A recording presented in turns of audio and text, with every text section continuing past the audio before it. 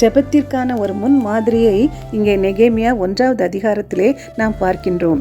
ஏறக்குறைய 4 மாதங்கள் அடிக்கடி அவர் உபவாசித்து ஜெபித்திருக்கிறார். அவர் ஜெபிக்கின்ற வேளைகளிலே தேவனுடைய மகத்துவ குணாதிசயங்களை புகழ்ந்து போற்றி ஆராதித்து ஆரம்பிக்கின்றார். அதன் பின்பு தன்னைத்தானே தாழ்த்தி நாங்கள் என்று தன்னையும் பாவம் செய்தோம் என்று இணைத்து அவர் தன்னை தாழ்த்தி ஜெபிக்கிறவராக இருக்கின்றார்.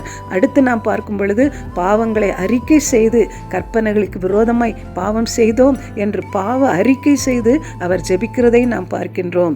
அடுத்து வாக்குத்தத்தங்களை உறுதியாய் அறிக்கையிட்டு வாக்குத்தத்தத்தின் மேல் நின்று அந்த தேவனுடைய இரக்கத்தை கெஞ்சி ஜெபிக்கிறதை நாம் பார்க்கின்றோம். அடுத்து நாம் பார்க்கின்றோம் பரிசுத்த ஆவியானவரால் அருளப்படுகின்ற அந்த மன்றாட்டின் ஆவி, அந்த கிருபையின் ஆவியினால நிறைந்தவராய் அவர் வாக்கு கடங்காத பெருமூச்சுகளோடு ஜெபிக்கிறதை நாம் பார்க்கின்றோம். நெகேமியா எருசலேம் மதில்களை கட்டும்படியான அழைப்பை பெறுவதற்கு முன்பாகவே எஸ்ரா தேவ ஆலயத்தை அவர் கட்டி முடித்திருந்தார்.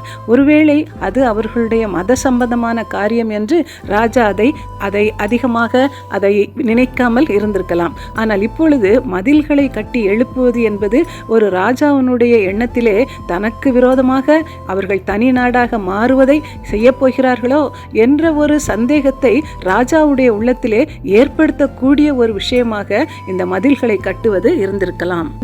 இந்த ராஜாவுக்கு முன்பு தனக்கு இரக்கம் கிடைக்க வேண்டும் என்று சொல்லி இந்த ஜெபத்தை முடிக்கிறதை நெகேமியா 1:11 பின் பகுதியில் நாம் பார்க்கின்றோம். இன்றைக்கும் உமது அடியானுக்கு காரியத்தை கைகூடி வரப்பண்ணி இந்த மனுஷனுக்கு முன்பாக எனக்கு இரக்கம் கிடைக்க பண்ணியருளும் என்று பிரார்த்தித்தேன் என்று நெகேமியா ஜெபிக்கிறதை நாம் பார்க்கின்றோம்.